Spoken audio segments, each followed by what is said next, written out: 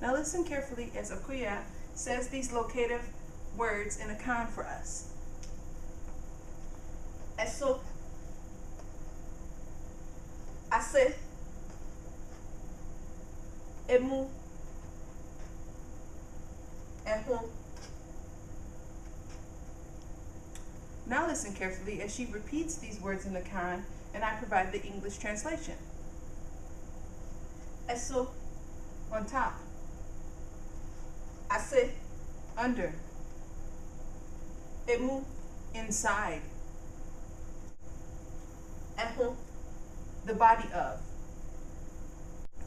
Now listen carefully as Akuya says the words in Akan again and we repeat after her. Eso, eso. Ase, ase. Emu, emu. Ehun, ehun. We have already learned that Akan does not have prepositions like on or in. These four words are therefore very important to indicate the specific places where objects are located. For instance, if an object is on a table, you will say Pono so. If it is under the table, you will say Pono ase. And if it's inside a bucket, you will say Bokiti mu. And if it is on the body of the bucket, you will say Bokiti hon. I hope you remember hon from Wohonte Sing, where we told you that hon means body. With the exception of ase, you would remove the a and the e and the e from these terms.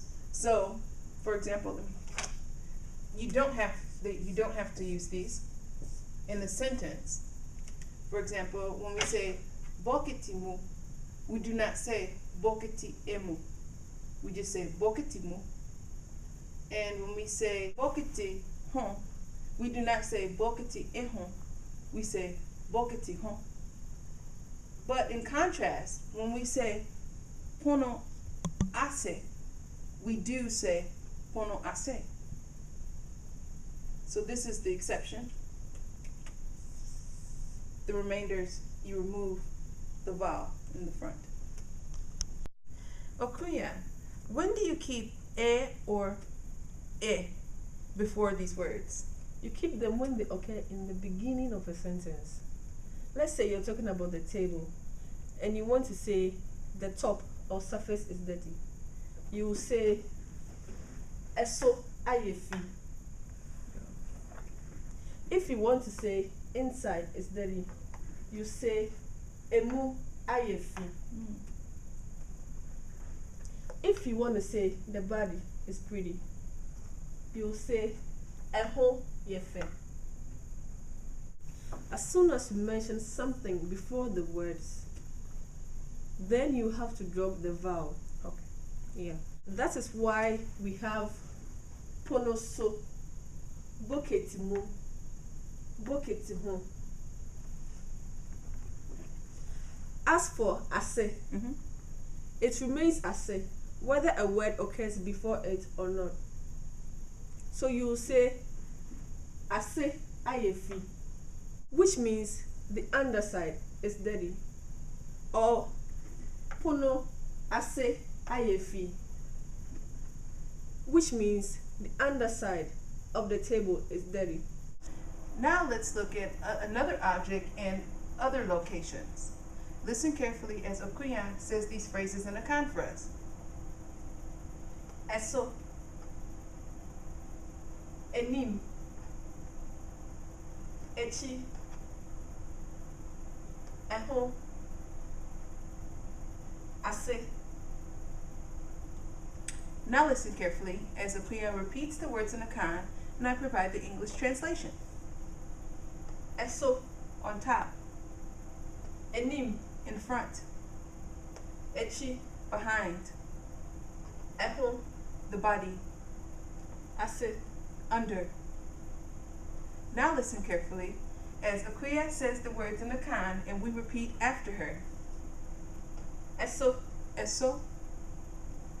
Enim, enim. Echi. Echi. Eho. Eho.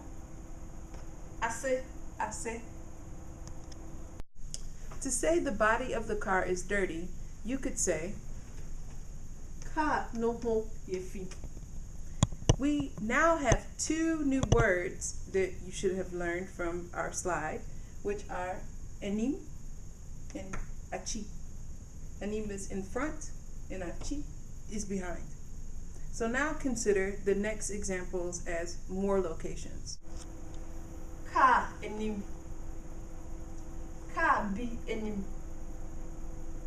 Car no enim. Akonya ase. Akonya bi ase. Akonya no ase. Pono ase. Pono bi ase. Pono no ase. Now listen carefully as Akuya says these words in Akan for us, and I provide the English translation. Car enim. In front of a car. Car bi enim. In front of a certain car. Car no enim. In front of the car. Akonya ase. Under a chair. Akonya bi ase. Under a certain chair. Akonya no ase. Under the chair. Pono ase. Under a table. Pono bi ase. Under a certain table. Pono no ase. Under the table. Now listen carefully as Akuya says these phrases again in Akan, and we repeat after her. Car enim. Ka enim. Car bi enim. Ka bi enim. Car no enim. Ka no enim. Akonya ase. Akonya ase. Akonya bi ase. Akonya bi ase. Akonya no ase. Akonya no ase. Pono ase. Pono ase. Pono bi ase. Pono bi ase. Pono no ase. Pono no ase. So now we're going to remind you about the prepositions and how sentence structures are created differently in Akan. So in the first sentence, we have, it literally translates to car, front of. And in English, we would say in front of the car, or in front of a certain car, or in front of, we would put the front before. But in Akan, you would put the noun, the car, and then you would put the location after it. Same goes with this sentence. This means certain. So car, certain, front. Remember, in English we would say front, in front of a certain car, and car will be the last word.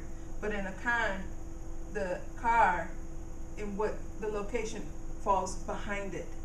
So just note that, because whenever you're describing the location of a person or object, that is where the location belongs in the sentence.